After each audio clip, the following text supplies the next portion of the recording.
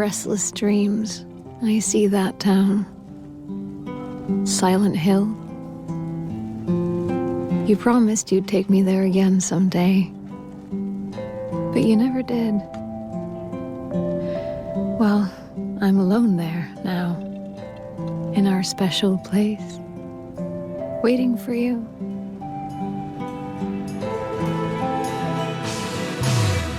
What's up, all you ghosts and ghouls, you stitched together, twitching, patchwork nightmare nurses? It's time to strap on your pyramid heads, because you're with the Hallow Ian Horror Pod, where the residents are evil and the hills are quite silent indeed.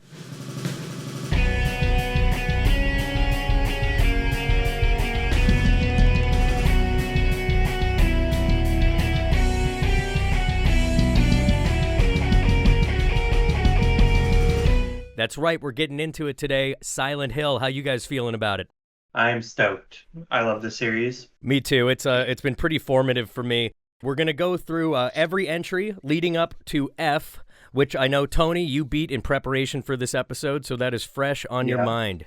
And just one ending. I know you need to beat it 4 times to get, like, the proper, true ending, but... I'm only halfway through the game myself, and probably one will be enough. I'm not a completionist myself, but we can get all into that when we get to F. Will, you have not had a chance to play F, but you are familiar with Silent Hill. Yeah, I've been playing Silent Hill since Silent Hill 2 all the way back in, I think it was about 2004 when I first played the game. Excellent. And let me put it this way. I had to put it down for about 4 months because I couldn't stop shaking every time I closed my eyes and saw that creepy-ass iron-faced bastard on the other side of that iron wall. Oh, man. The nightmare fuel all around, and I've got a similar story about the Silent Hill 2 remake and Silent Hill 1. So I love this series myself. I've been steeped in Silent Hill for the last week or so in preparation to do this episode. Been playing Silent Hill F, haven't finished it myself, but I just, before we started this episode, rolled credits on the 2006 Silent Hill movie, which I haven't seen in 19 years. A lot better than I remembered it being, so I'm looking forward to talking about that as well. And, of course, there's Silent Hill Revelation, which I believe is more or less a retelling of the third entry in the series. Kinda. Well, you know what? We'll get into it. So let's just start where it all began. The year is 1999. Guys, what were you up to in 1999? I was running around the front yard, falling over in gravel, and yelling at my younger cousins who were annoying the living hell out of me. I unfortunately didn't have the chance to play Silent Hill 1 because even my dad, who introduced me to horror movies when I was only 5, thought might be a little too intense for even his son. That makes sense. Tony, what were you up to in 1999? I hadn't really dipped into horror games yet, but I did play a little bit of Silent Hill 1 because my grandma had it at her house. And cool grandma. Awesome. Yeah, she was always cool, like having some video games there, and my aunt lived with her, who's only 10 years older than me, and they had that game, and I was the only one that could figure out how to get into the school. I remember in the school, in the first one, that cat jumping out of the locker just about gave me my first underage heart attack. The true horror of Silent Hill, the children. Fun fact about the children monsters that I believe is widely known at this point. If you're playing the North American version of the game, or just about any other, I believe, you do encounter the child creatures. I can't remember their actual name, but the small imp-like things wielding knives. Those were actually censored and replaced with creatures that were short, had 3-pronged claws on each hand, and had a much more demonic appearance so in the Japanese and European versions. They look too much like children for other countries to want in their game? You're wandering around a middle school shooting 3-foot-tall monsters wielding knives. Well, that's just part of our culture, but I get that they don't get that. Yeah. Well, it was 1999. I was 9 years old, so I was already underwater on my first business, was working real hard on that second divorce, and it was the same year we got Super Smash Bros. 1 and the first Tony Hawk game. It was a wonderful year for gaming. At the same time, Silent Hill drops. And as I talk about each title, I'm going to give a brief synopsis. This is the first installment of the series, and it follows Harry Mason as he searches for his missing adopted daughter in the mysterious Maine town of Silent Hill. I forgot that it's specifically in Maine. How very Stephen King of them. Yeah, the series as a whole is a lot of callbacks to, like, Western horror up until F. I don't think you have Silent Hill without Twin Peaks, or at least nothing that looks like the Silent Hill we know. Absolutely. So you guys, it sounds like Tony, you had more time with Silent Hill 1. Will, did you ever get to trying the first game? I didn't, but I have watched a Let's Play or two of it at whenever I got the chance, and I was actually just giving myself a refresher last night. And it's actually where I learned that the Silent Hill movie has a lot of overlay with the original Silent Hill game, including appearances of recognizable characters like Sybil Bennett, Yeah, I who noticed is one that of as the well.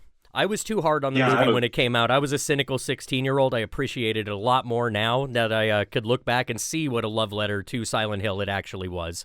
Yeah, I know the director changed it to the mom looking for it because he didn't think a dad would go after a child like that. And I I was thought it like, was a good choice. I thought Rose looked really oh, cool on camera. Everyone looked really cool in that movie. I have a really distinct memory of Silent Hill, the first one. I rented it from Blockbuster at some point. My mom must have rented it for me. I don't know why. She didn't like me dipping my toes into the mature categories, but she cared less when I wasn't killing people. So I was allowed to play Resident Evil. I think that's probably how I pitched it to never let me rent it. But I remember that first game, I was sitting in like the study in my mom's place, and I forget what part of the game I was in, but I was completely locked up, frozen with fear, to the point where I couldn't progress in the game, but I also couldn't turn around because I was terrified something was behind me, and I just sat staring at that still screen for what felt like an hour straight, too afraid to move. And I'll always that's appreciate great. that for the first Silent Hill. So that's what started it all. That gives us the aesthetic that they've largely kept. You know, the fog, the destroyed streets, and all that creepy grime and barbed wire and guts and gore littering everything with that delicious aesthetic we still appreciate today. And that brings us to what many people would call the reason for the season. That is Silent Hill 2, releasing for the PlayStation 2 in 2001. It's the second installment. I think that's obvious. This entry follows James Sunderland as he searches for his deceased wife in Silent Hill after receiving a letter from her informing him that she is waiting for him there. Now, I have a lot stronger memories of Silent Hill 2. I'm assuming you guys do as well. So, you think Silent Hill 2? What comes to mind, guys? Take it away. Well, widely considered a magnum opus of the survival horror genre, Silent Hill 2 made its debut, like you said, on the PlayStation 2 and Xbox in 2001. And it puts the players in the shoes of James Sunderland, a deeply, deeply troubled man who has come to the eponymous town of Silent Hill at the behest of his wife Mary, who claims she's waiting for him in their special place. There's just one catch. Mary died of an unknown disease 3 years prior. As we explore the game, we gain small glimpses into the mind, past, and trauma plaguing James's mind, all while dodging monsters who've cracked right out of the holes in our worst nightmares, including, but certainly not limited to, abominations that spit acid with their arms bound up in their own rib cages, bizarre amalgams of human limbs just smashed up into whatever fashion their designer had in mind, and the very thing that's been haunting the nightmares of gamers, myself included, for over 20 years.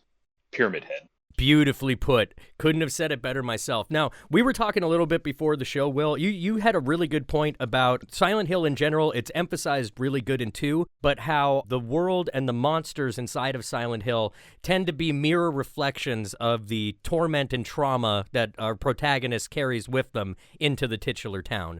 Yes, this is actually something that I didn't notice in the first game. Well, actually, thinking back, I kind of did, but I didn't really get a good look at it until we got the new perspective from the remake.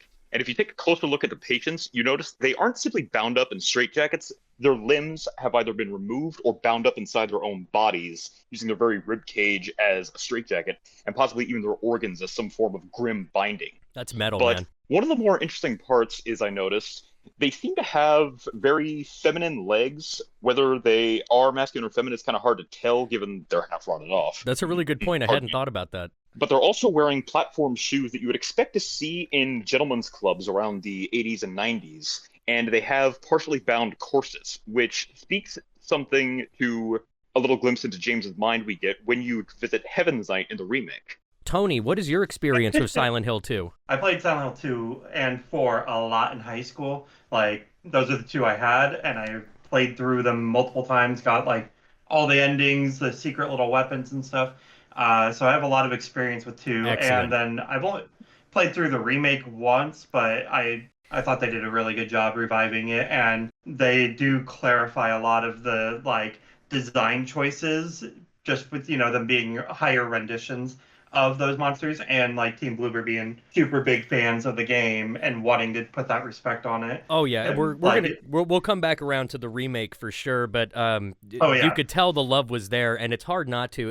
It came out so early into the PS2's life cycle that, you know, not only for a horror game in general, but it really set a new standard in my opinion, in the visual storytelling medium, honestly, with its character designs, its environments, and the way it took every bit of itself, you know, really seriously, but not in a way that was ever a slog. But you could tell that they really were trying to create something special with Silent Hill 2, and I think that bleeds into every part of it.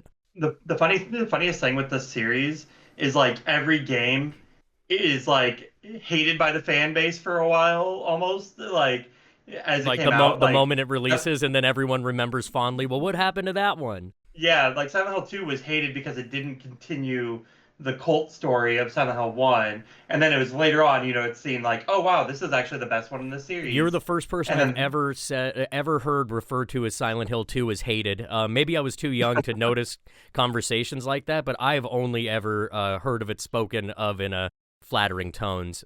Will, you obviously very passionate about this title. Is that a controversial take to think that people really would have been upset with this game when it first dropped? Absolutely not at all, because people tend to get attached to the things they develop a bond with. The same thing happened with the Red Dead franchise. Red Dead Redemption 1 came out many years ago, and characters came to love the protagonist, John Marston, so much that when we found out that we weren't going to be playing as him, but he was just going to be basically a background character. I from Red Dead remember Redemption 2, that, yeah. people were furious, but by the time Red Dead Redemption 2 had time to get its feet wet, everyone had gotten so attached to the new protagonist, Arthur Morgan, that they mourned the end of the game and hoped that in some way, shape, or form, his story would be continued. So it's perfectly understandable that in a game series with changing protagonists, people would be a little upset that they would find out they're severing their connection to that one and having to get attached to a new one. But the fun part about that is it's like meeting a new person. It gives you a chance to develop a new bond with someone possibly even more interesting. Absolutely. And you know what I think, speaking of PS2 and different protagonists, I think people were a lot happier with the change to Silent Hill 2 than they were for Metal Gear Solid 2. I think that was a lot harder for people to come around on. Well, that was also many people's introduction to changing protagonists, because something to keep in mind with the Metal Gear franchise, you had the same protagonist for, if you're one of the OGs, you remember that Solid Snake was actually introduced back, and I want to say 1994, or maybe even further back, in Metal Gear on, I believe it was the MSX, and then Metal Gear 2 Solid Snake. I have a copy of the original Metal Gear on the original NES. I still have a physical copy of that. I want to say 89, somewhere around there. It's a funny take on it, though, like, to look back on it, like, it wasn't necessarily, like, fully hated, but, it got backlash. And like each one was like kind of less received, less like than the previous one. Yeah. Like up until recently, Silent Hill 1 was the best received. No one's really loved a Silent Hill for a while until the 2 remake and then F. It's a good time to be a Silent Hill fan, but there were choppy seas, and there are choppy seas ahead on my timeline here. Yeah. Well, and like Konami recently came out and said the reason that they announced so many projects at once, even though they weren't going to release like super quickly, is to show that they were serious about reviving the series. And I was like, good. Excellent. Thank you. Excellent. Well, we could gush all day about Silent Hill 2. I mean, that game alone warrants a whole history podcast episode on its own. But I think you can tell we love it, we're passionate. It's a classic, and it's going to come up again when we talk about future entries, including the movies and such as well. So that we've got to pay attention to the other kids too.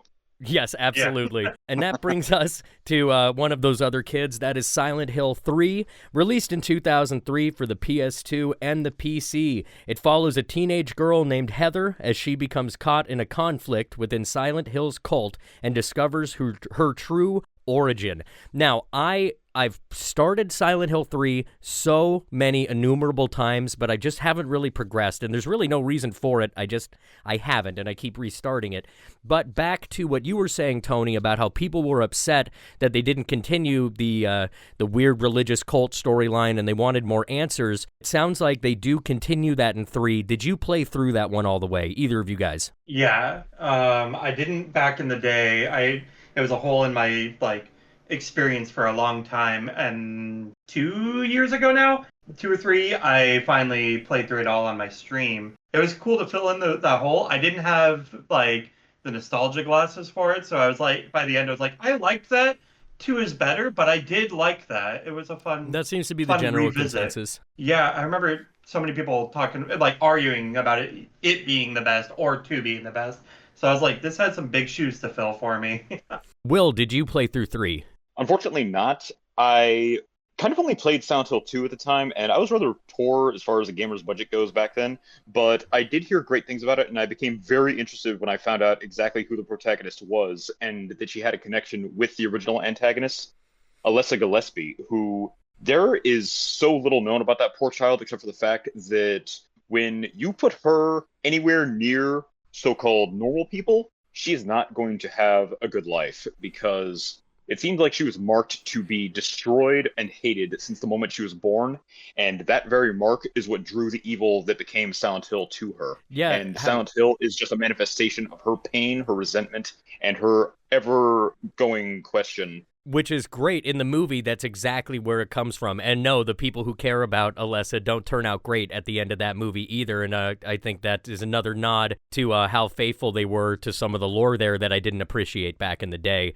So that's really cool to hear. I did not know about Heather's connection to Alessa. Yeah. It's a big story beat for spoilers for people. Oh, yeah, we shouldn't worry too much about spoilers until we get to F, honestly. Yeah, for sure. I had also been spoiled on that before I went into it. I'd love to hear it. Because she's Heather Mason, she's the adopted daughter, and then you find out that she's like a clone of the daughter birthed through Silent Hill that he took with him at the end of 1 and raised her, and then she is being called back to Silent Hill, and she doesn't know why. This private investigator comes and gets her and brings her to it. And this is one of the big points where people that complain about games not taking place in Silent Hill, it shows that it doesn't fucking matter because most of this game is on the way to Silent Hill. Oh, and interesting. the outskirts of Silent Hill. And the events still happen, like the other world and stuff. So it shows it was set early in the series. I think that's a great point to make because that was like the biggest point of contention for most casual fans when it came to F was, where's the town? What's happening? Yeah. And it's one of those, like, you don't really notice because it all the other games were at least somewhat tied to Silent Hill up until a short message, the little mini game that they dropped. Yes. You don't really think about it because they do take place near Silent Hill or like on the way, so Silent Hill is still a focus. But they did set up that, the magic isn't tied solely to Silent Hill.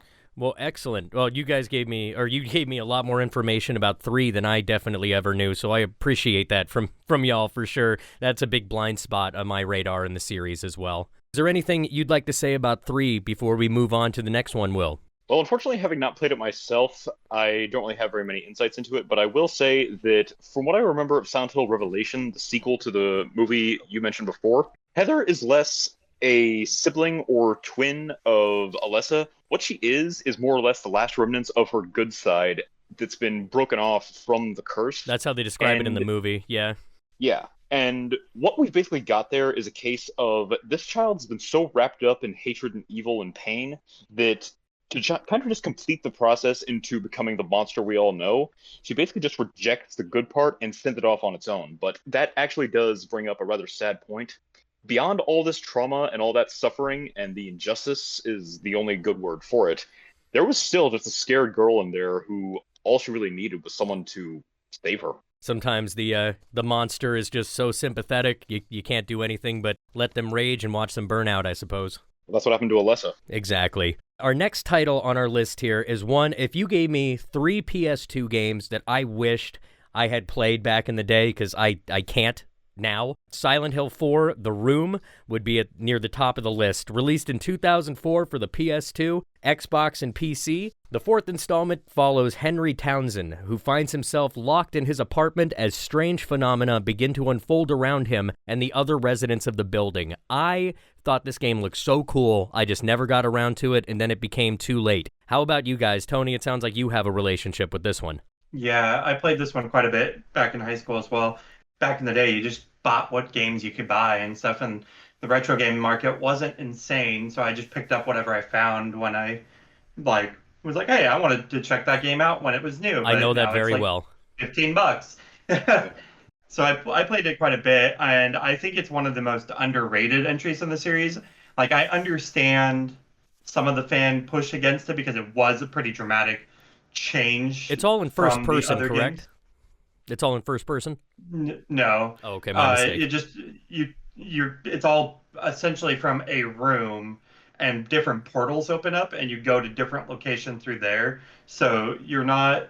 It's not like you're traversing the town. You're stuck in your apartment. One of the most interesting things in this game that I love for it is it takes that safe room from like survival horror games and makes it not safe. No, that makes Yeah. sense. It looks so interesting, and it definitely seems like a departure from what the other ones were setting. But I like properties that take bold swings like that personally. Doesn't always work out for them financially, but I still really appreciate it. Will, did you ever get around to trying the fourth one? Unfortunately, I didn't myself because, well, sometimes you just don't have the budget to try new games, and by the time that I would have been able to get a hold of it, it just wasn't around anymore. But I did hear that it was pretty controversial in the series. It wasn't particularly loved, and it seemed to feature a protagonist that not a lot of people were able to get emotionally invested in. But by that point, I think the Silent Hill games were just starting to crank out a little too fast. And that'll happen right after the movie comes out. We're going to see a lot of that. Mm-hmm. Yeah. And it started to get something kind of like production fatigue, where they unfortunately just started thinking, maybe if I just copy and paste the original formula and give it a little bit of new paint, it'll work out. Unfortunately, developers learned that that didn't work for too long because people started to catch on to it and think, oh, this is the same thing. It just got a new color palette. We got to take a pretty generic looking, kind of tough white guy and throw him in Silent Hill. Let's do that over and over and over again until we hit Silent Hill F, pretty much. Silent Hill 4 was the last of the Team Silent games. This is around the beginning of the downfall of Konami for a long time. Right. I saw a piece by Matt McMuscles that talk on a what happened to, I believe it was Silent Hill Homecoming. They do a good history of the bad blood that happened with Team Silent and Konami and how they just kind of went away and a new team came in and started making that next era of the mid to late 2000s era of Silent Hill. Konami like outsourced their development after 4 to like Western teams, and they were just working on their pachinko machines and stuff, and it just so while 4 has a lot of the bones and like soul of Silent Hill, it was like right there on the end of that like peak period for Konami. Team Silent wasn't like just one small group. Like there was that core group for the first one, but then they split up and like how they brought in some new people, and half of them worked like of the original worked with the new people on 2. The other half worked on 3 so that they could get them out faster. Because it turns into a this is machine. hit. Yeah, after this, it turns into a bit of a money machine for a couple years. Yeah, and it was development cycles were so much faster in general back on like the PS2 era. It started slowing down the generation after. Big budget games have gotten to where they take 7 to 8 years after they're announced to come out, which is insane. Yeah, but lately, at least, a lot of those haven't been disappointing, as there was a time where like every AAA game was like, oh, why did I wait for this? I feel like, but that's probably too general speaking. But I'm just the state of AAA gaming right now, I think, is in a really good place in the year of 2025. So I'm glad the machine is still chugging along and still will. But I look forward to the Silent Hill 1 remake, and I look forward to Resident Evil 9 and the Fatal Frame 2 release. We're in a good spot for that kind of stuff, for horror media especially. Oh, yeah. Well, I think it relates more or less to the Cyberpunk 2077 controversy, where there was so much demand for the game to be released as soon as possible, and then so many people got upset because the game just seemed kind of half-cooked and unfinished. But that seemed to have proven the point to the industry, because now it seems like developers are taking their time and making sure they get it right. And a good meal is worth waiting for, which is why I was more than happy when Silent Hill 2 Remake came out, and not at all disappointed with the end result, because I'm thinking, this is never going to happen. And when it was announced, I was just sitting there patiently with my fork, knife, and my horror fangs dripping. Absolutely. Oh, yeah. Don't get me wrong, I don't want them to just push things out faster. I just wish that the announcement for games were closer to the release cycle. Like, work on the game as long as you want, but I don't need to know about it until it's like going to be coming out Yeah, within a we year heard or two, about right? Silent Hill Townfall about 3 years ago, I do believe. Yeah, Townfall is coming next year, which I know that studio's had a lot of drama and like it's Annapurna, I think, and they had a full turnover on their devs because work conditions. The dev team was like, you know what, bye, Yeah. and left the Well, company. good for them. So Screw you guys, I'm going home. I don't know how it will impact Townfall if those devs were working on it, but or how much they had done, you know. It'll But I be a know wait and that the see team thing. left, which I'm hopeful. I know it's going to be different. Like that game is set to be like shorter story experiences, like multiple short story experiences. Oh, interesting. Yeah, it's gonna be So very episodic. experimental. Annapurna games are really good though, if you've played them. Like I played their space game, Outer Oh, okay. Wilds. That game, it's a game that you should not look anything up, but it's such a good experience. Yeah, Outer Wilds is a real trip. I didn't know that was the same studio. If you're talking like original and creative, there's really nothing like the Outer Wilds, so that at least is hopeful. They're doing Townfall, and that's why I was like, okay. When they announced that team was doing it, I was like, oh, I'm sold. Well, cool. Because I just played Outer Wilds right before then. Oh, nice. Well, we will have to wait and see on that one. I, of course, wish nothing but the success for the property and hopefully delays and all. The team that left, I hope, is now getting the dignity they deserve, and that the product we get is one the fans deserve when that does release. One of the worst things about the gaming industry is all the rumors you hear of mistreatment of staff, because we get it. We want it fast, we want it now, and we want it good. But the problem with that is broken workers don't make good product, and you've got to treat these people well if you want them to produce quality. Absolutely. The problem is, unfortunately, so many people just seem to see the bottom line, and first you've got the toxic consumer, which just demands now, best. It's that tasty capitalism, baby. Producer. Yeah. And then that's where the toxic producer comes in, where they want now, money. But the thing is, the world can't function that way, especially in an industry that has such a long legacy and such a rough history. Especially, I don't think I need to mention to anyone what the E.T. controversy was about. About E.T. on the Atari. Yeah, we don't need to go into the history on that one, but just so everyone knows, it was one of the most famous flops in gaming history. Landfills full of it in the desert. They could not get rid of enough copies of that piece of crap. Almost Produced in killed the 8 gaming weeks, industry in the West. single-handedly. Did you say produced in 8 weeks? That's what I'd heard. I think it was 8 to 12 weeks to make it in time for the movie release. That sounds the game right. The game couldn't have been more pointless, and it actually caused physical rage in the people that played it. Fall in a hole simulator. Oh, so Pitfall? No, way less fun. Way less fun than Pitfall. So, okay, so that takes us through the first 4 games. I'm excited to talk about this one, and I wouldn't have been had I not started my day with a cup of coffee and sitting down to the first Silent Hill movie. Coming out in 2006 by Christopher Gans, Rose De Silva takes her adopted daughter Sharon to the town of Silent Hill in an attempt to cure her of her ailment. After a violent car crash, Sharon disappears and Rose begins a horrific journey to get her back. When I first saw this movie back in 2006, I must have been so cynical because I was 16, that's what you do back then, and I just remember thinking, well, boy, that just sucked. What a piece of crap. And, I watched it now 19 years later. That's a pretty solid movie. It's got some pacing issues, but it is a love letter to Silent Hill. I was genuinely impressed watching it in retrospect. Well, one of the best things that I can definitely say about the movie is it definitely pays a fair homage to the source material, but there is a couple of points of contention I have, more on that later. First, I just want to follow on the coattails of your praise of it. The movie had an absolutely stomach-churning atmosphere, characters in it, including allies that you wanted to root for, and my God, every time I watch that scene at the end where the villain gets turned into human puree, I just drop to my knees and say hallelujah, because she was such a...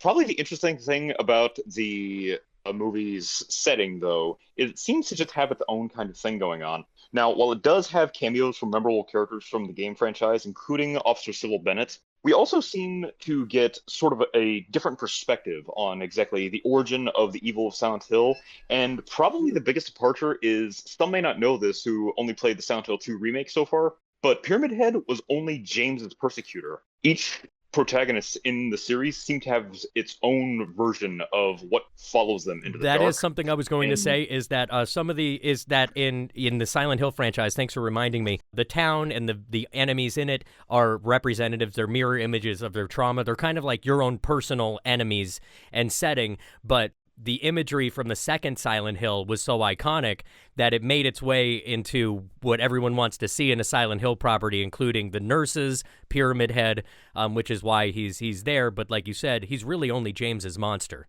I love the movie. It came out at the perfect time for 16-year-old me. I was just like, hell yeah, metal, brutal. Yeah. And then when you look at it compared to like Silent Hill 1 and stuff, there's definitely a lot that they kind of miss thematically. Like, there's a lot of really cool things and a lot of interesting takes on it. And the Pyramid Head does, like, it's cool, but doesn't make sense to be there. Exactly. Yeah, at least they made the nurses, in the movie, the nurses show up near where the true Alessa demon, whatever, the creature that made Silent Hill is, because it happens inside of a hospital is where Silent Hill's born. So at least there's an excuse, and all the nurses that worked at that hospital were dressed like that. Yeah. So at least they put that in there, and it's not just like, hey, remember these nurses from the game, kids? Well, they're gone now. Yeah.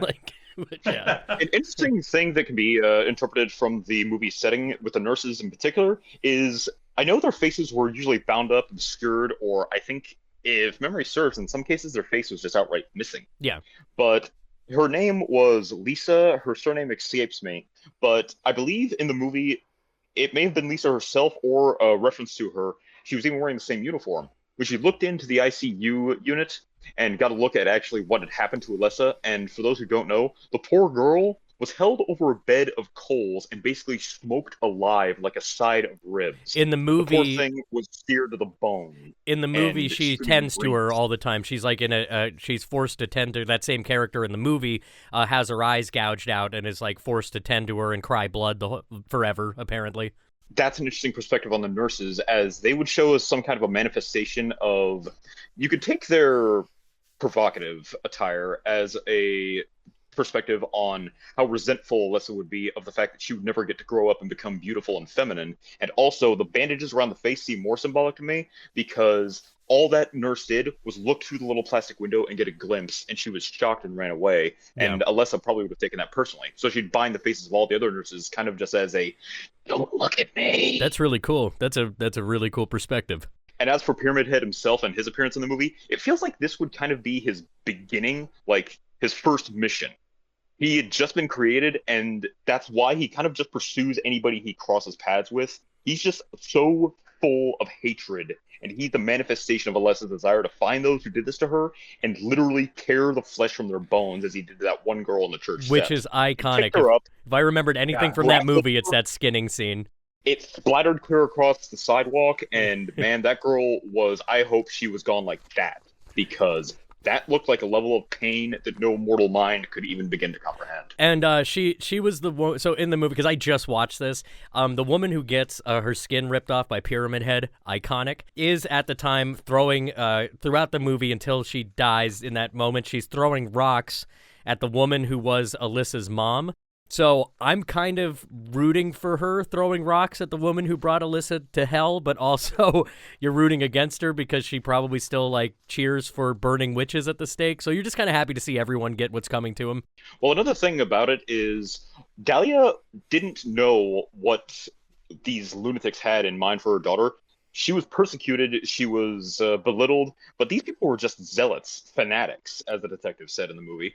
And the only thing that the community understood was the church, the most influential element of our town, had branded this child evil. Her classmates, as you saw in the film, spent their afternoons pelting her with books chanting, "Burn the witch." That's right. Burn That's the fair. witch. And so she was doomed in that town from the start. Yeah. And Dahlia, I felt really bad for her because you can see in her face, she's gone completely mad, but she knows her daughter's still alive, and she knows that she has something to do with all this evil. But the hardest part to see for her is when she finally sees Alessa again. She's matured, she's physically near an adult, but she is so deformed and filled with scorn that her mother looks at her, and the only thing she can say is, "What have they turned you into? What have you become?" when you think about it from her perspective of grief, all you can feel is heartbreak for the woman who she thought she was taking her daughter to be healed, when in fact she just delivered her into the hands of the lion. Yeah, Dahlia is a big change from the game too, because Dahlia is the cult leader in Silent Hill 1, and they kind of they turned her into like a mom and like this vagrant that's wandering around the city and suffering. Yeah, she looks like and a homeless beggar, would be like you'd guess by yeah, first looking at her. and yeah, they create a completely new character. They changed the cult from trying to bring this dark, evil god into our world to this puritanical, uber like Christian cult, like trying to bring us back to the fucking Mayweather. like, uh, so that's where I wonder often like if this movie would have been better received if it just took place in Silent Hill and they didn't try to bring in these characters that like did like names and stuff and then change the characters to fit this new story. I wonder if the fans of the games would have like received it more because like it's a fun enough movie if you don't know the actual like story that it's supposed to kind of be taking. Yeah, and I think maybe that's why I was so even though I never beat the first Silent Hill and I didn't know, I think I was just looking for reasons to be cynical and not like stuff when I was 16, because that should have been the perfect age for me.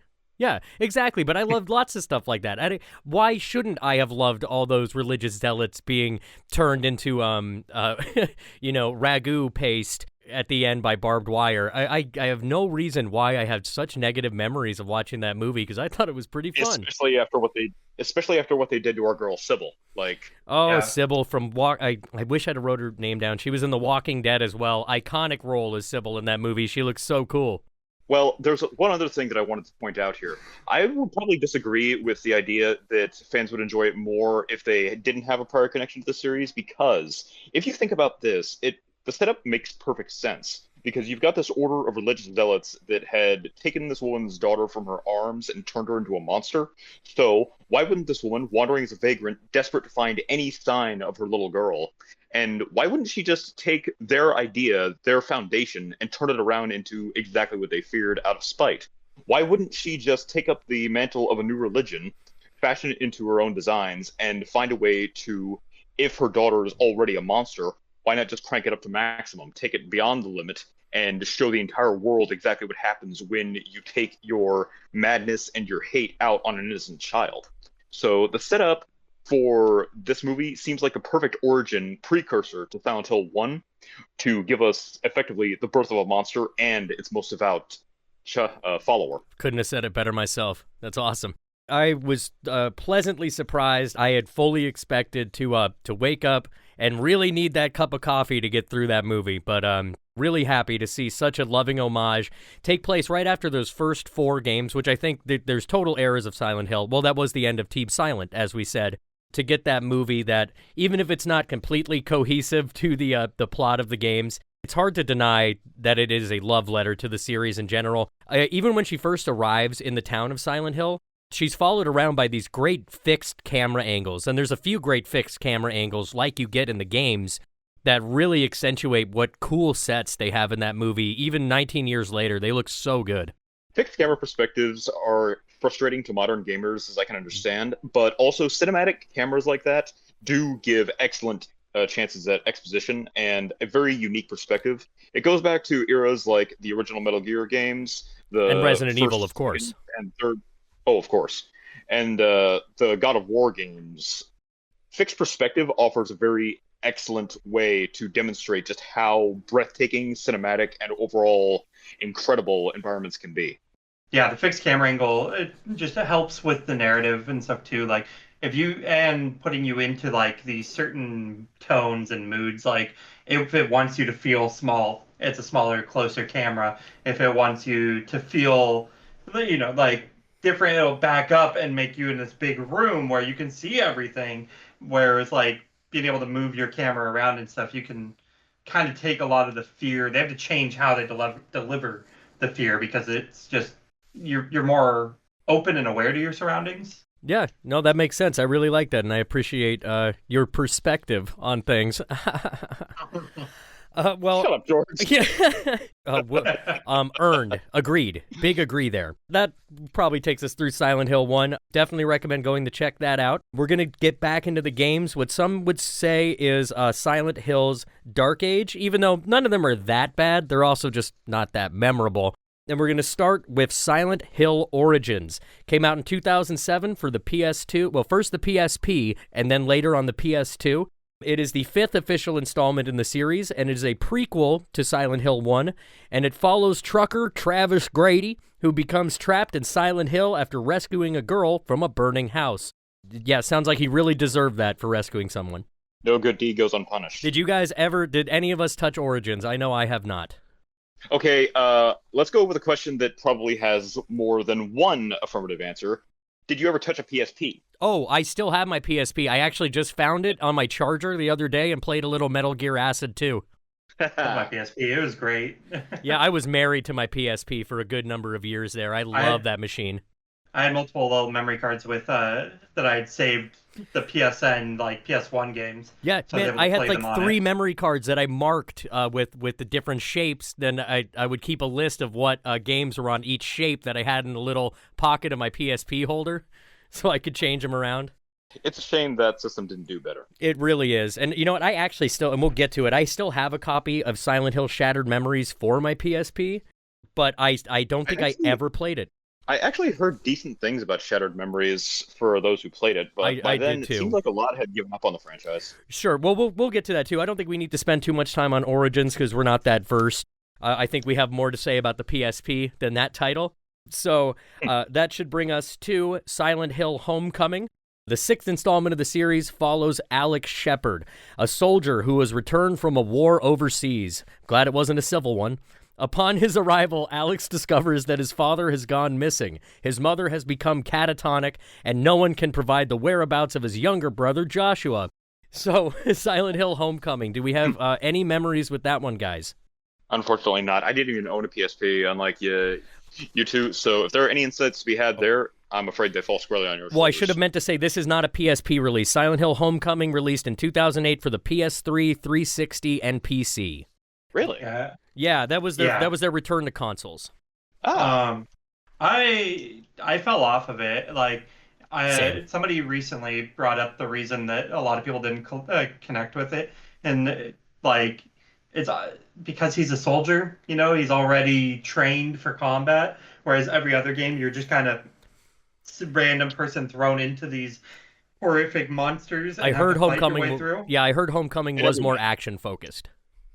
Yeah, and I don't know. Like, I was like, oh, maybe that's part of the reason it didn't click with me. Like, and it just felt all over the place, like narratively. Like, I didn't feel like I was like unraveling this mystery. Yeah, but I think the general consensus is it does feel like you're playing that, that late 2000s bro of the week fighting monsters until you get to the end of the story and roll credits is kind of the impression I got from Homecoming. That era was a pretty big dive into evil's here, kill it, move on. Oh, and by the way, this happened. Shadows of the Damned did it really good back in that era, but that wasn't trying to be Silent Hill. Yeah. True. So that's as far as I made it, like halfway, I think. And then I was like, I don't like this, and I just quit. That makes sense. And we're talking about this release fatigue. It's kind of what they're in here. So we have 2007 with Origins, and now we're on to 2009 with Silent Hill Shattered Memories, originally released for the Wii, with ports coming to the PS2 and PSP a month later after its release. And Shattered Memories is a reimagining of the first installment. I have a copy on PSP. I've always heard good things, just I never played it. I have no idea why I never got into it. I had friends that played it back in the day, like, and they would talk about how it psychologically analyzes you and stuff, and I was like, oh, that sounds neat, I want to play it. And then I never got around to it, and now it's a very expensive game, non-PSP. Like, the Wii is still, it's like $100 for a complete copy for the Wii. For the PS2, it's on average about $300 for a loose copy, $400 for a complete copy. The PSP is $80 for a loose UMD, so it's like, I thought if I absolutely. did, I'd rather play it on the Yeah. PS2. If there's a digital, I wish they would do like a whole Silent Hill compendium collection released on next gen, so we could play. I was waiting for Yeah. I was waiting for a time to cut that loose. A while back, Konami did release sort of a box collection of a bunch of the classic Metal Gear games just kind of rolled together into one. I have that. They seriously need to consider doing the exact same doing exactly that with the entire Silent Hill franchise. Just kind of package all the originals together into, I don't know, a few 3-game bundles. And matter of fact, what did you say everything after Silent Hill 4 was called? The Dark Age? Yeah, I'm just kind of, it was just the post-Team Silent era. I didn't really have a name for that age, just maybe the age of Silent Hill fatigue a bit. Well, that actually sounds like a great name for an all-encompassing title. Just release Silent Hill, the Dark Age collection, and just cut loose all the games that are people who are looking for like a nostalgia trip. Oh. I mean, nowadays, it's actually a pretty popular thing for some gamers to go back and play these games with the clunky controls, nonsensical plots, and bad execution. Just think, oh my god, this is so horrible, and I love it. Yeah, I feel that way too, and I should mention, I didn't put this on the timeline here, but there is a collection of Silent Hill 2 and 3. I forget the name of the collection, but I have that one. I also have the Metal Gear collection you mentioned. They also did packages like that on the PS3 for Shadow of the Colossus and Ico, and I believe Awesome. all 3 God of Wars, and there was the Uncharted as well had a pack like that back then, and I totally agree they need to bring back that style. And I think if they released a Team Silent bundle with Silent Hill 1 through 4 playable on modern consoles, I'd be there picking it up day one, man. I would be sticking my teeth into that like a rabid tiger. I'm guessing the problem would probably be that they likely don't have the source code, because back then, the companies didn't think about the future of their games, and they didn't keep, like, storage was expensive, so they didn't keep the originals, and that's like a common story across many different things. Like recently, Square Enix just remastered Final Fantasy Tactics, and they said that the emulation world out there for gaming actually made that possible because they don't have the source code anymore. So they're able to find this code that had broken everything down so precisely that they were able to reconstruct the game through that. And I was like, okay, so yeah, emulation is preservation. We've been saying this for years. Well, I'm glad we know it now, but yeah, that's sad. Yeah, the HD collection of 2 and 3. That was it. If you controversial, unfortunately. If that's your option, it's fine. They changed the voice actors in both of them. I think they have the original voice actors on as an option on 3. That's such a strange choice to make. Yeah, the company that they hired to redo it didn't because originally the fog was a creative way to hide the procedural loading, and it just was creepy, and it became an iconic thing with the series. But they were like, oh, we don't actually need this, and so they just took out the fog in the games, and then they didn't finish making the assets, so it caused a lot of issues with things loading and stuff. So you'd get just a buggy mess and kind of disrespectful to the thing. They did release an update for the PS3 version, but it didn't. It made it better, but it's still not good. But the 360 didn't get an update. It's an interesting change when you think about it, because back then measures like that were taken as sort of you can't see what's beyond the horizon because there's nothing there. And nowadays it's more, you can't see what's beyond the horizon. Yeah, and I have the HD collection. I also have the Silent Hill 2 Extended Edition for the original Xbox, and still have my original Xbox, but I keep the HD collection around because it's my only way to play 3, and I still really haven't gotten around to it, but it's still on my list to do, and I know it's not the best way to do it. I might just hold out for maybe finding a copy of 3 at a garage sale for PS2 and then not knowing what they have. Sometimes I get lucky like that. Yeah, and it'll be serviceable for the story if you just want to experience the story. It's just comparatively to the original release. And fun fact about the extended copy on Xbox of 2, the greatest hits on PS2 had that extra content added to it as well. Really? Oh, wow. Yep. So it has the Born of a Wish little side story and stuff that they added for the Xbox version. Oh, cool. I didn't know that. Yep. Well, we should move on down our timeline.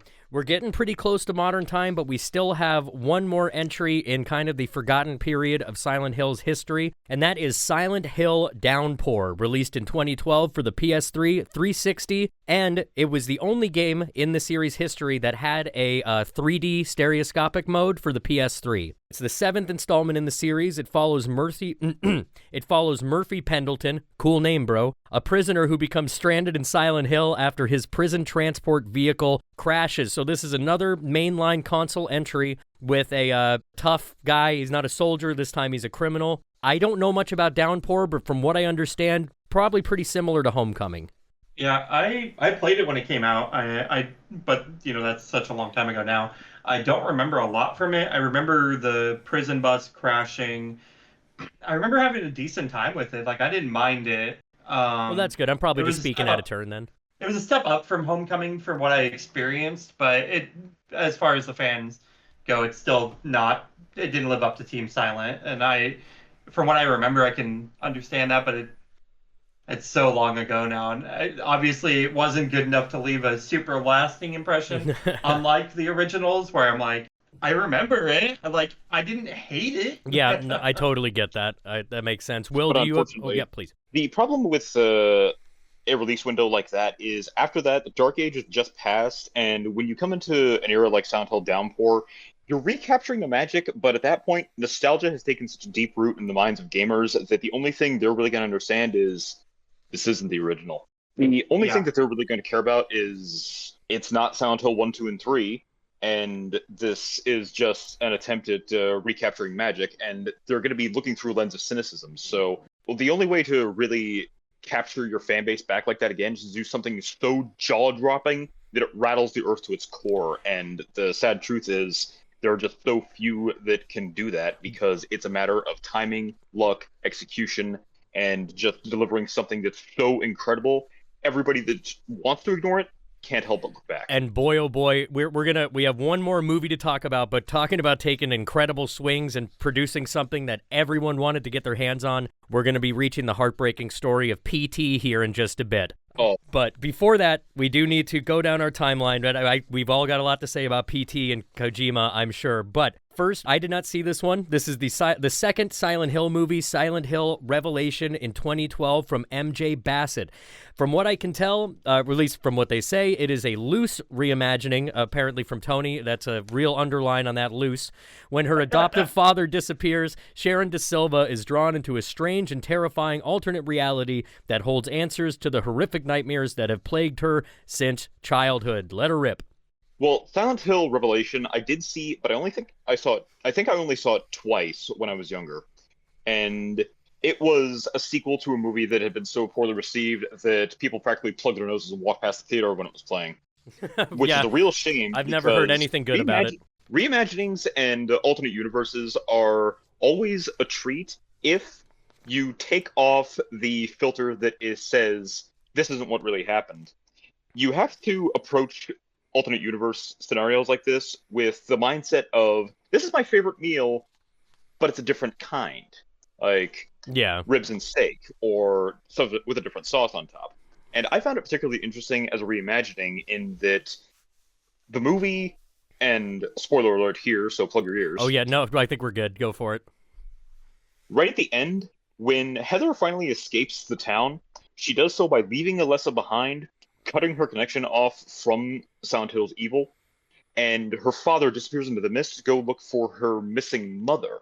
But in the original Silent Hill 1, her mom had passed away several years prior from an unknown condition. So it's an interesting idea to think, what if a Silent Hill 1 remake followed that timeline instead? Or imagine if they did something that would truly get my attention, is think if they made a Silent Hill game where, and for those who played the older games, they may be familiar with the fact that there is some decision-based gameplay at work here. Silent Hill 2 Remake, for instance, has a few elements where it seems to influence which ending you get.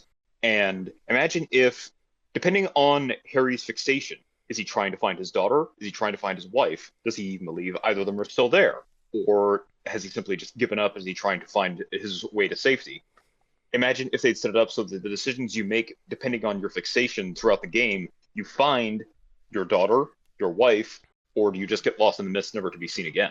Very good insight there. Far more than I had to say about Revelation, so thank you for that. Tony, it sounded like you had something to say about this movie. So I feel like they tried to pick up a plot point that they didn't properly set up in the first one. Like, it tries to follow the game with, like, Claudia Wolf. She's actually from the like, big antagonist in the game.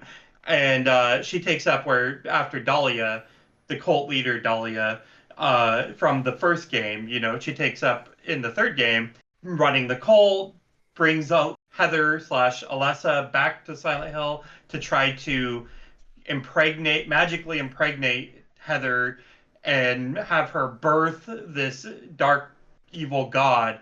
And they kind of touch that, and then but she has like a monster form in the movie. There was like a love interest, and like there's a lot of weird things that they added. They just wanted to make a soup of horror stuff. Yeah, and they took parts from the game, and they were like, oh yeah, remember Silent Hill 3? And some of it's like eye candy, but I don't know. I had not played 3 when I watched the movie. I just watched it because I got it at a budget bin out of Walmart. And the only cool thing I remember from it, really, for me, was the new monster that they made Claudia turn into, the missionary. Her fighting Pyramid Head, which they changed Pyramid Head to be Alessa's protector / executioner, just so they could also have a reason Pyramid for Head again. Pyramid Head being in there. Yeah, it was definitely a Silent Hill soup. Like, hey, you guys like Silent Hill? This is well, how about like more of Silent it? Hill. It's a bunch of it. It's Silent Hill-esque. It sounds like it had leadership issues when it came to production. Well, and they changed the director. The director part of the reason that the backlash on the first movie was the director wanted to make Silent Hill 2. He wanted to make a movie about Silent Hill 2. The company wanted him to make something based on 1. He made changes, threw it in there to kind of set up for Silent Hill 2, and like rushed it out. But then the series was kind of struggling by that point. So the first one, didn't do as well as they wanted. It was a long shot that we even got a sequel, but he didn't come back for the sequel. And they wanted it based on Silent Hill 3. So that was part of the problems, like, on the production side. And now we have the original director coming back for Return to Silent Hill, which is based on 2. Oh yeah, at the end of everything, we're going to talk about upcoming projects, and yeah, I don't know. I'm going to go see it, but... Oh, me too. I was actually looking forward to dropping a tease at the end, and I don't have much of a moviegoer budget these days, but I'm definitely looking forward to seeing it on whatever of the 10 billion streaming services. Doesn't give me high hope, because January is often the time that they send horror movies to die. It's different up here in the Great White North, because in January, pretty much everything is frozen and quiet, and that seems to me like a great time of year to release something scary. But yeah, traditionally speaking, that's a on good point. On a global level, it does seem like the time that if you want to release something that you think is going to rattle the cores of horror fans, you want to cut it loose in October. That or February, for around Valentine's Day. That's another big time for horror releases. Yeah, that makes sense. Nothing says romance like your date screaming bloody murder and directly into your ear. She clings to her arms around your neck. That's true. Exactly. I also figure it's a good outlet for those people that don't have dates on Valentine's Day. They want to go see people get eviscerated with barbed wire. Screw that. I want to be the monster. Yeah. Well, anything else to say about Silent Hill Revelation before we press on to our poor Mr. Kojima? Well, Silent Hill Revelation did have a lot of good and bad going through for it, and like you mentioned, it did have a lot of directional issues. It sounded like it just seemed like it kept trying to pay so much homage that it just kind of lost itself. Yeah, it just became a collection of Silent Hill stuff and not an actual cohesive narrative. Like a medium taking on too many sponsorships. Well, you know what? I just watched the first one again, so I'm going to probably take a little break on Silent Hill movies. And plus, I'm really wanting to get back to playing F after our discussion today. But I do plan on seeing Silent Hill Revelation sooner than later myself. I've actually been streaming my playthrough of Silent Hill 2 Remake, and I only just got out of the hospital, so I think I've still got plenty of meat to chew on. Excellent. which Yeah, I'm still looking forward to. I'm still in the opening town, and I'll talk about this when we get to the remake. I got too scared to continue. That hasn't happened to me since I was a kid, so we'll talk about that. I got too scared in the opening. So that's Silent Hill Revelation. Now we're gonna get on to the what could have been. I'm glad we're in a good age here, but this is probably, to me, the saddest age in our story of Silent Hill. That is right after the release of our next game, PT, released in 2014. It was a teaser for Hideo Kojima's Silent Hills. Hideo Kojima, of course, famous for the Metal Gear and Death Stranding franchise, a true auteur. And let me just give a quick detail about what PT was. So, again, it was a demo teaser. It was centered on an unnamed protagonist. It's in first person. You awake in a concrete-lined room, and it opens a door to a haunted corridor in which the player can only walk through a hallway which continually loops and redecorates itself. Now, I know you're jealous, Will. I still have PT installed on my PS4. I can go play it right now. Lucky fucker. There are some loopholes to be able to reinstall it if you had it on in your collection at some point. Nice. Well, let's talk about it. I always say this is Schrodinger's horror game because we only got the teaser, and the teaser was amazing, but we don't know if the final product would have kept up the amazingness. Right, of course. Like the teaser, it was just amazing how it's just like this hallway, and to unlock things you just had to do so many little experimental things. Like you didn't directly interact with a lot of the things. Like you had to look closer at certain images or something. Wasn't one of them you had to wash a fetus in the sink or something in the bathroom, something really creepy? Yeah. I feel like we missed out because even if it didn't end up being a great Silent Hill game, I think it would have been a really interesting game, and that's where Kojima does a really good job of experimenting with the medium. It might not always hit, but he's so creative with the ways that he comes into the games that he makes. Like in Metal Gear, one of the bosses reading your memory card back to you was pretty iconic, innovative for console gaming especially, and having to change controller slots and stuff. Being able to kill a boss by waiting for X amount of time, the boss would die of old age. Kojima doesn't break the fourth wall. He takes a chainsaw to it, pokes his head through and the wound redesigns and says, what the fourth wall even is. I think that it could have been amazing with the creative ways he would have played with the horror medium, and we might get to see that his ideas reworked for his new game that's coming out. And I believe that Norman Reedus was supposed to be attached to Silent Hills in some way, and followed him over to Death Stranding. I will say one thing, it sounds like you're telling yourself that his final game might not have been that good just because you're as sad as the rest of us, we don't get it, so you have to tell yourself that so it doesn't hurt as much. Because I have full faith in Kojima's ability. That's fair. And I would like to just drop this little nugget out there. PT actually did stand for Playable Teaser, and it does seem like something that had good potential, but it definitely wanted to get in on the action, and I can't remember if it was before or after. So one of these guys was taking cues from the other. Horror was being taken back to the first-person perspective, so you actually felt the grip of the monster's hands around your neck. And I think the best first-person horror, and came out around this time, I don't know the exact year, but is Resident Evil 7, is personally a pinnacle of the genre for me, and I feel like if we don't have whatever PT was going to turn into, thank dog we have Resident Evil 7. Yeah, absolutely. I think PT inadvertently saved Resident Evil because their response to the popularity of PT, they let the director for Resident Evil 7 do his thing and bring it back to horror. A more horror focused, and I think the best saved in the franchise, Resident Evil. Because there's a lot I like about Resident Evil 5 and to a much lesser extent 6. They were not very horror. They're very action. They're monster action games. Not to get on a tangent, but I think PT, and there's so many ripples in the horror community of people that were fans of that demo that have made very great games that played off of that idea of you picked up this item, now this thing happens. You say it took a while for that ripple, but I think it also saved Konami as a company in the long run because it was kind of we can't just do whatever we want kind of thing.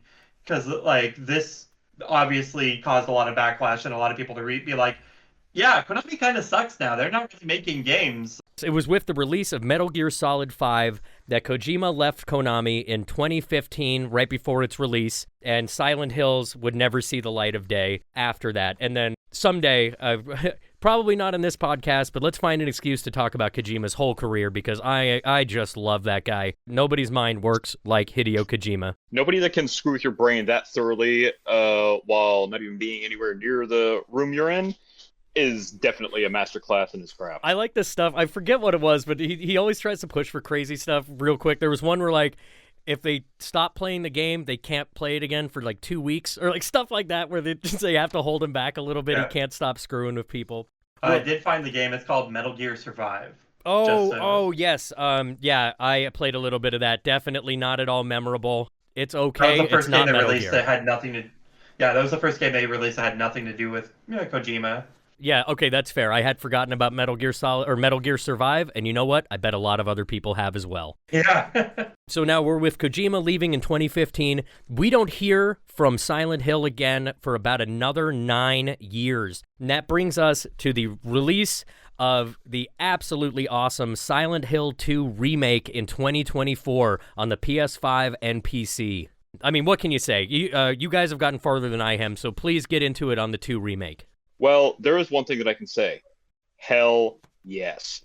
Yeah. The Silent Hill 2 remake released just last year, and when it went on sale, I didn't care what my budget was. I threw food out of my fridge to afford it and snapped it up like a rabid shark. And you may notice I make a lot of rabid animal references. That's good. I love that energy. Rabid animals all day, bro. Cujo energy on this pod. Yeah. Kaiju, man. Yeah. This game took every expectation I had for it, ripped them out of my chest, beat it half to death, pumped it full of yes, and shoved it back down my throat. Hell and yeah. I just wrote.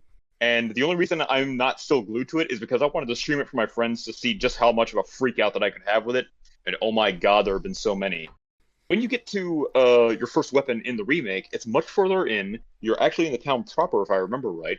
And when you find the original location of the radio and the stick, you just get a look, a flicker of the screen, and a charming little snippet of music, and then you move on with your day, thinking... That was where you're supposed to get the weapon. I think I did feel that, or remember that. Like, I think I remember getting the weapon in Silent Hill 2 right here. But that's a magnificent execution because it just comes off like a cinematically presented version of Deja Vu. But for players of the original, they'll know exactly what's going on there. Yeah, for players of the original, they're going to think, why can't I? But eventually, you're just going to either get fed up or dismiss it and move on with your day.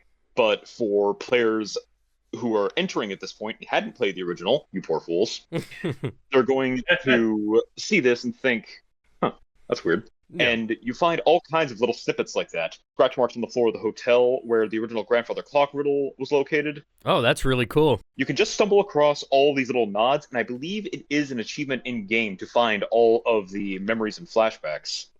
Oh, how cool. Yeah, I need to spend more time with it.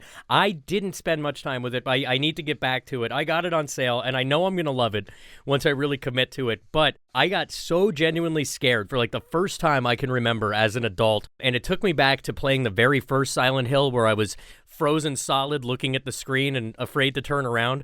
It wasn't exactly that, but I'm in the middle of daylight in my living room. I'm standing up, I'm playing. I got a pair of studio headphones on, or surround sound headphones. And one of them little critters like crawls out from under something, or like I can't see it and I know it's like around my feet, and I just screamed out loud in terror like a little girl for the first time in my adult life, like not having faced a bear. It was pretty impressive.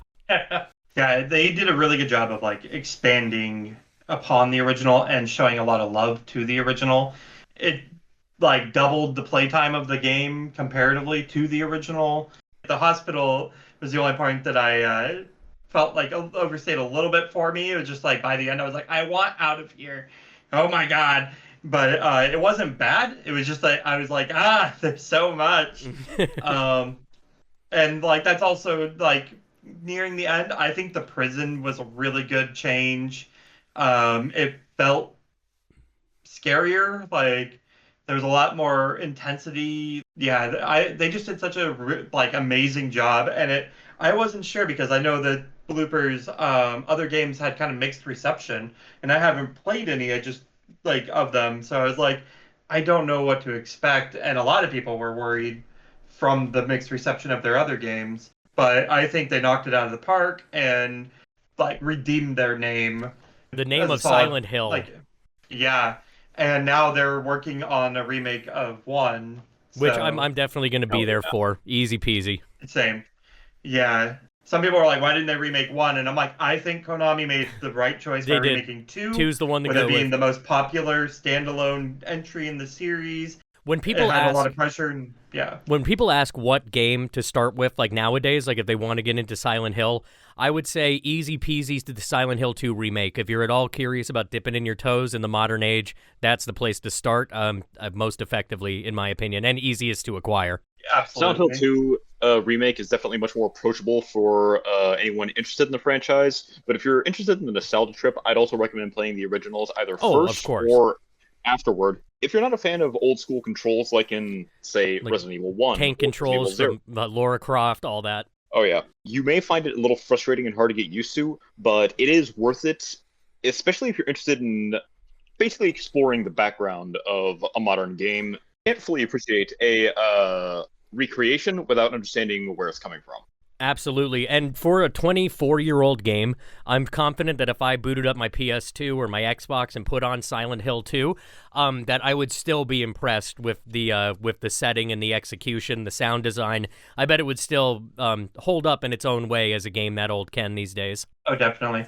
Somebody in one of the retro game groups I was in was saying that they didn't see the point in playing the original because they're playing the remake now and they've never played the original. I was like, no. It's still worth playing. They are different original. experiences.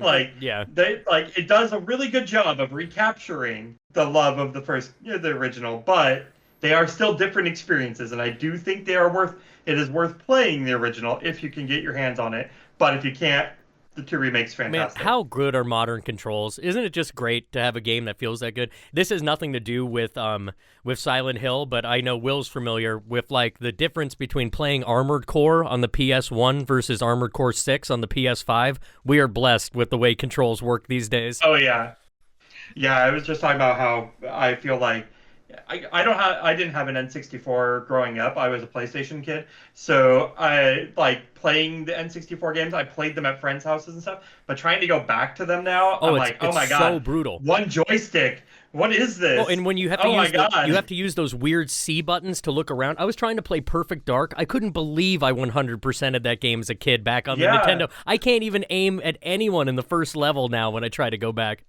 Yeah, like even the like platformers, I feel like haven't aged super well because of like the janky controls that we like just had, at the time. Playing modern games, having the biggest thing, two joysticks, one to, like be able to move and look at the same time. That was an old review for an Alien game on the PS1 when they introduced the dual analog sticks. There was Yeah. this first-person Alien game that introduced using the seconds, like the left one to move, right one to aim, and it was so new that all the reviews are like, this thing is weird to control, man, and then they go on to describe exactly how every game works now. Yeah, it's And just, then you're sitting there thinking, this is weird. Why do I like it? You know what? Let's just scrap Silent Hill. Can we just talk about how good Banjo-Kazooie is for the next hour, speaking of old platformers? We I've could. never played through the Banjo-Kazooie games, So but I good. did play Conker's Bad Fur Day, which is another rare game. Hell Oh, yeah. jeez. Yeah, that's another one if you get your hands on an OG copy of that. Woo! That's not a game you can play sober. You're not allowed to legally. You actually you have to. There was an attachment for the Nintendo controller where you had to breathalyze yourself, and if you were under .08, you better get back to that fridge, homie. It's a miracle that I didn't develop a drinking problem when I was like 10 playing it. Yeah, there was, oh boy, a golden age of pixelated boobs and poop. What a time. Yeah. Moving on to the modern age of much classier games. That's the Silent Hill 2 remake. Any last thoughts before we move on to our next interlude before we hit F? Well, Cinema. one thing I'm going to toss out there is if you're going to play the Silent Hill 2 remake, then I definitely recommend at least watching a Let's Play of the original first. And keep a very close eye out for every small detail because you may notice a few things I think they can. that Okay. I just wouldn't seem recommend to maybe reach out doing and a grasp watch play first myself. I think they could play the game and then enjoy noticing the things on the watch play. But, that's how Oh, no. you approach it for Totally. sure. I don't think that Silent Hill 2 Remake is a remake. I think it's a second attempt because, I mean, think about it. You're seeing flashbacks of your first run through the game back on the original PS2. You're remembering how some things work and some things are different, and you're doing things you didn't do the first time. So much of that makes it feel like we're not just retelling an old story. It feels like James has done this before, and he just doesn't remember. Yeah, it plays into That's the really the interesting. fan theory of a time loop.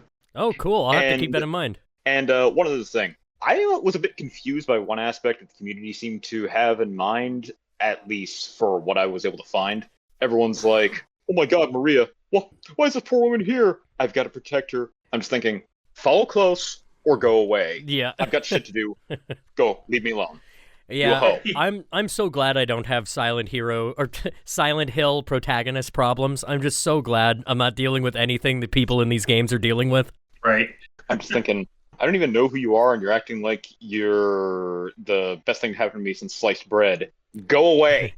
One other thing that I want to touch up on is a couple of the insights we get into his past. I feel like the references that are put out through the monsters and his interactions with the environment, I feel like that when his wife Mary was in the hospital, she was sick, and it was probably some form of cancer or other condition based on some of the dialogues from the original. She was probably going through chemotherapy, and it's what was affecting her appearance, making her look ghoulish and resentful toward his little gestures, like bringing her flowers, and she'd just say, Sure. "I don't need flowers, I need help." But it feels like that the design of the patients were just general spats of madness and guilt.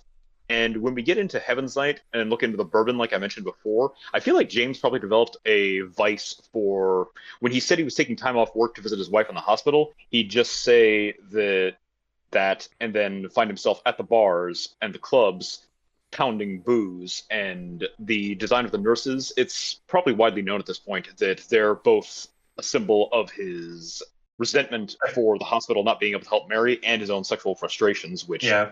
Great get call. over it. Great call. Yeah, I meant to Yeah. bring up how the nurses, why the nurses are also James's monster, including Pyramid Head. Thank you for bringing that back up. I meant to do that many games ago.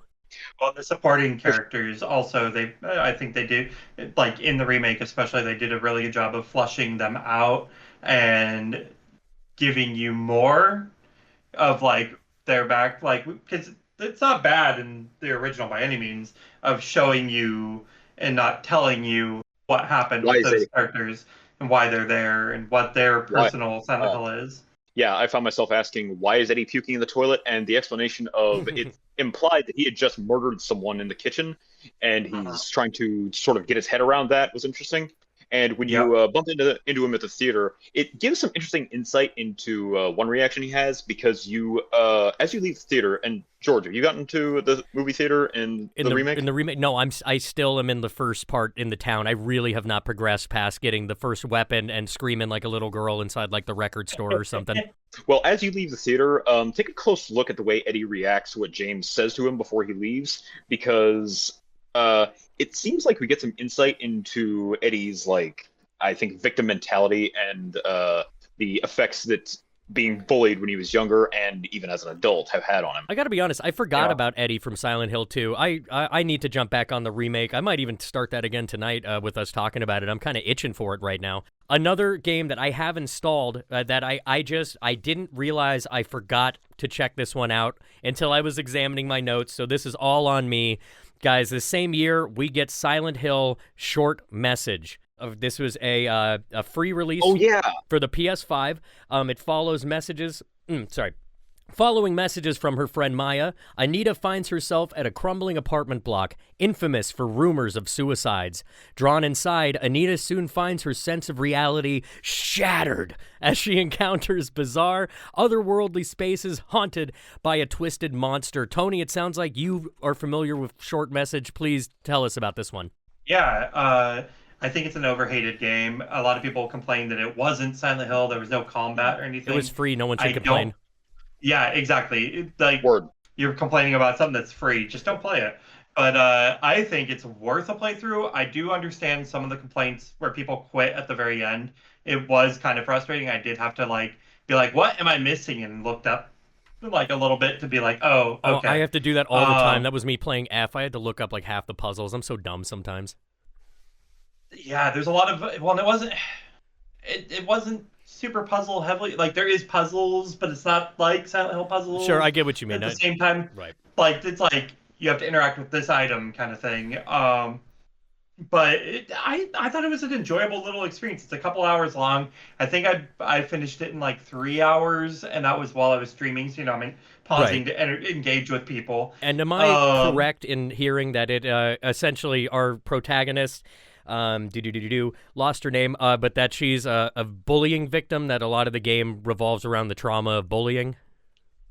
Yeah, This is from what I understand. I don't want to say too much Sure. because I think it's worth experiencing and especially seeing. for such a I short was like, title. oh wow, yeah, because I thought it was pretty profound. It hit me like I was just like, man, this is a good experience. I think people that like a lot of people that hate it probably didn't finish it. Like, I'll probably I knock thought it out here in the next couple days. It sounds fine. the enemy, the Sakura head, was fucking insane, and like I really liked the design of the enemy, and it scared the shit out of me. The chase scene, like chase moments in it, like had my heart racing. Like I was like, it was a good horror experience. Well, that's excellent. Will, have you ever heard of or tried Short Message?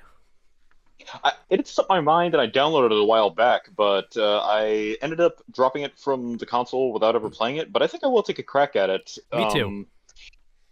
Probably, maybe even this weekend, because it's a very small game and it's very short and it's free. But it feels like when they do things like that, from an industry standpoint, it's like they're baiting people. Like they're just dangling something for their noses. It's hard for me to trust anything free these days. That's fair. But the interesting thing about that is it's not what they're looking for in the experience. Like they make the experience good or adequate, and like you said, a lot of people ragged on it and said that this isn't Silent Hill. But that's the thing. That's the answer they're looking for. They're not looking for this is garbage or this is amazing. They're looking for this is or isn't Silent Hill, and that's how they're testing the waters to see, is the world ready for Silent Hill to come back? And Yeah. I think they got their answer. Yeah, and like the game does mention the Silent Hill phenomenon in some of the notes that you find, and how like it further expands that it's like this bigger thing. Like they acknowledge, yes, Silent Hill is a place and crazy shit happens, but it's not isolated to Silent Hill. It happens in other spots. It's just like this whole thing, and I think it was a perfect kind of like teasery setup for Silent Hill F. Like they're very different, but You definitely sold me. I think without We you. lost you. Oh, sorry, did you say you lost me? No, he faded out really bad. Oh. I did. Oh, Oh, okay. yeah. Oh, sorry. I thought you said you lost me. Yeah, I didn't know what you were just saying. If you remember, Tony, please say it again. I apologize. I was saying that while it's not directly connected, they're very different experiences.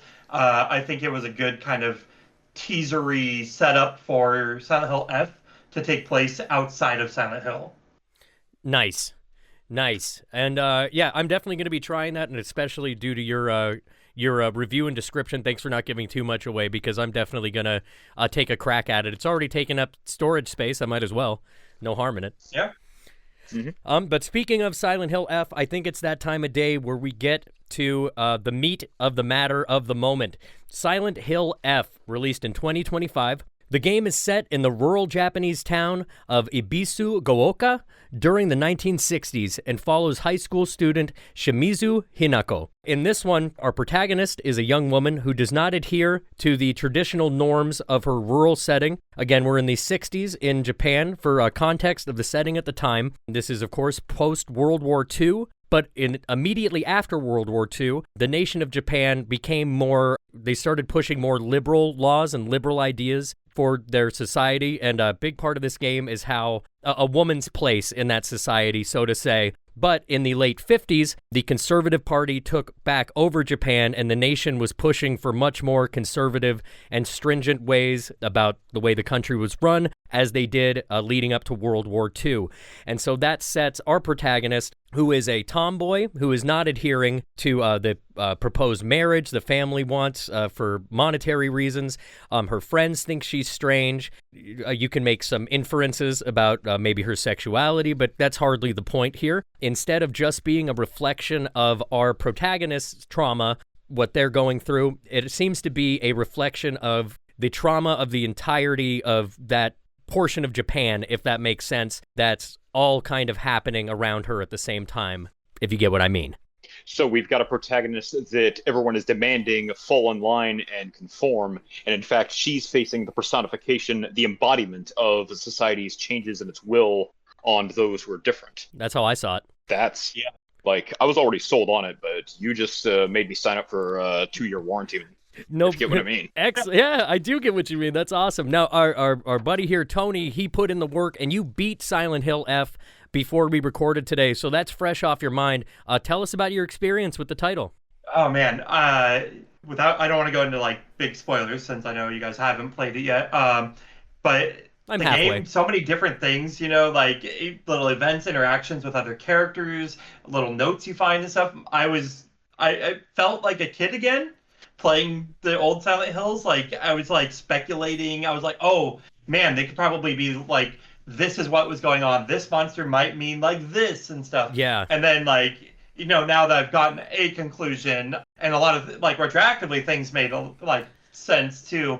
And from what I understand, to get the true ending For like 4 times. 4 times? Okay. And each like New Game Plus ending kind of changes stuff. And there's little interactions that change, but for the most part, the like game is apparently the same. The beginning and the ending are the biggest changes each time. There is a fun ending too, so they did keep that like aspect in there. I understand people's complaint on the fact that you're locked out of getting the good ending on your first playthrough. That is a big I've heard that as a point of people. contention that kind of bummed people out, but I never expected a happy ending, so I only knew a happy ending existed because they were upset about it. Yeah, I'm definitely going to say that situations like in Silent Hill 1, where you actually have a way of saving Officer Bennett from just being another victim, honestly, those are the most surprising elements in a survival horror game. That somebody who is not only good but helpful survives? Yeah. That's weird. Yeah. The other point of contention I've seen people complain about, like the weapon durability, and I'm like, yeah, the weapon durability is another like resource that you have to manage, which is a key point for survival horror games, is managing your resources, managing your like ammo, your health items, whatever, and even your health. Can I take another hit before I heal, kind of thing.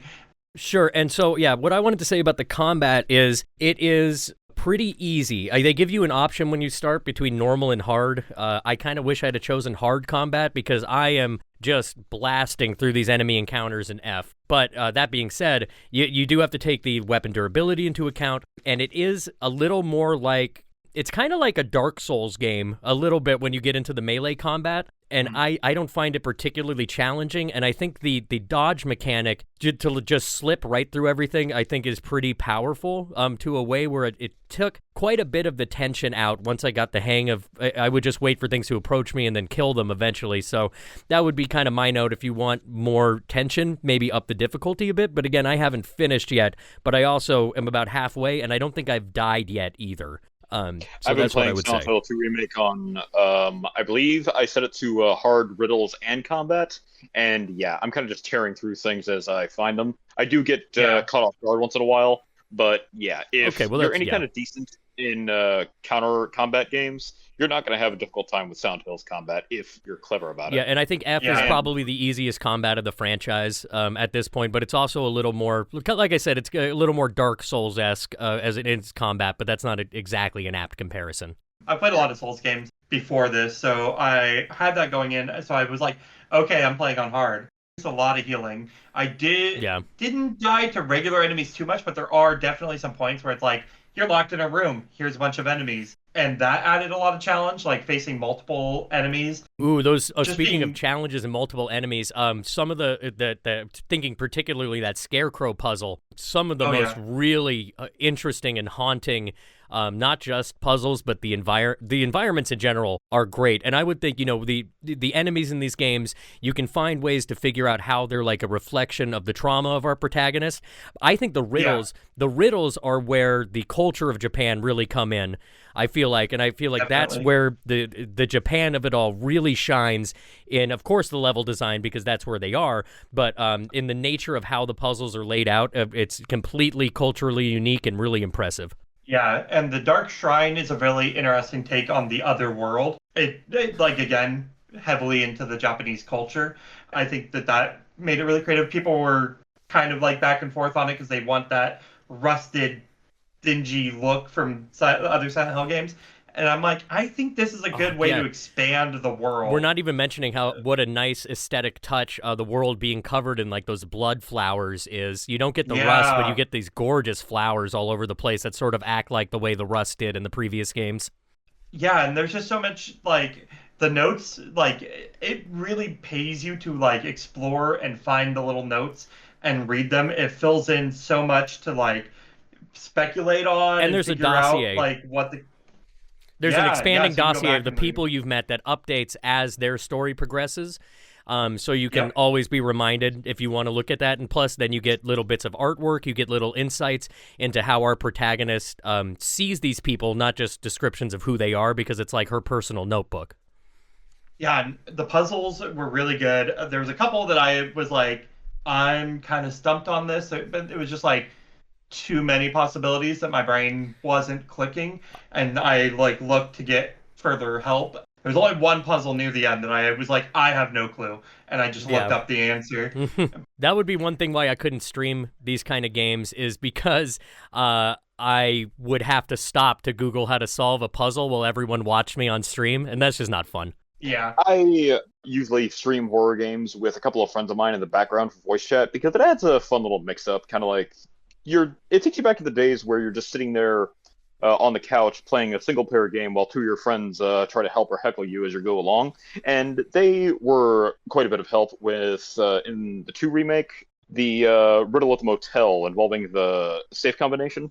But some of the puzzles in Silent Hill can be pretty tricky and have unexpected solutions. Yeah, and I've always just naturally been impatient. I mean, that's the one. I love these games, but I need to have more patience in general, but I'm like so quick to be like, okay, what the hell am I supposed to be doing? Then I just Google it and go on to the next thing, but I need to be better about that.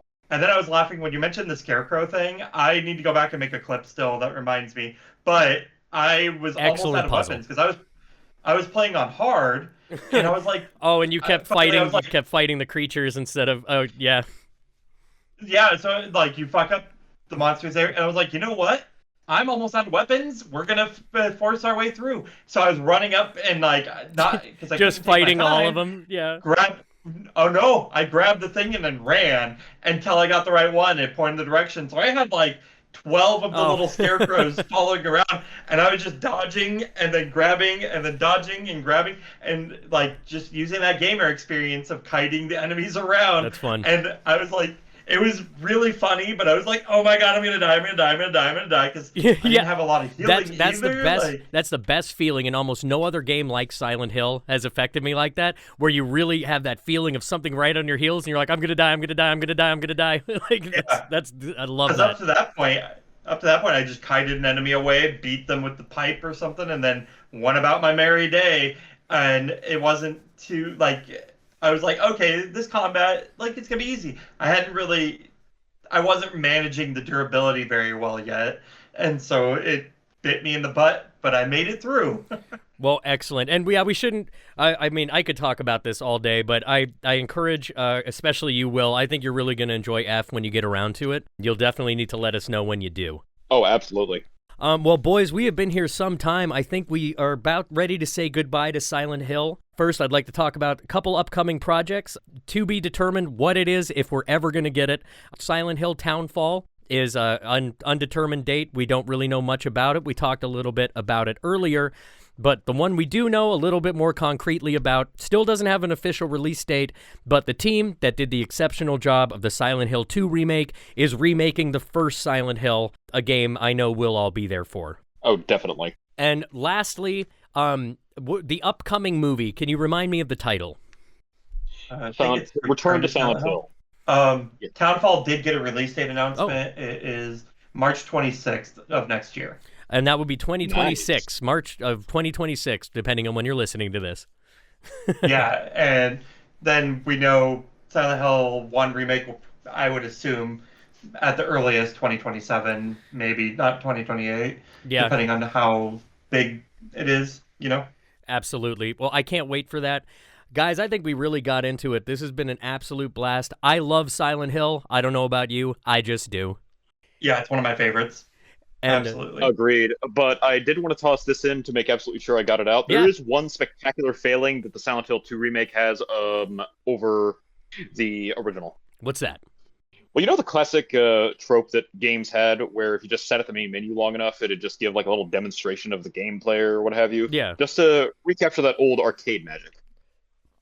Yeah. The Silent Hill 2 remake doesn't have one of those, and in the original Silent Hill 2, and you can find this on YouTube, it has a cinematic video that's got some exposition, a little insight into what you're going to experience and the characters you'll meet, and it's got an absolute banger of a soundtrack. Like, you won't expect to step into Silent Hill and hear a badass guitar riff, but man, it is killer. Oh, yeah. I would often turn the game on and just leave it to put that on loop for hours at a time when I was a kid. And thank you. Yeah, the music of the games is absolutely iconic. Absolutely, yeah. I was going to bring up the tone, the sound design, which it's hard to describe because a lot of it is just tonally. Like, it doesn't have like a famous score you could point to, but whether it's like the melodic singing kind of background or like that jazzy distorted guitar that we all know from Silent Hill, even the sound design in F.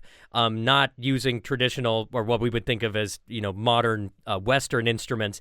I think when you first are introduced to Silent Hill in that game, you get those great static camera shots that is just dripping in Silent Hill nostalgia, and then you get that classic sound that just takes you right to the moment.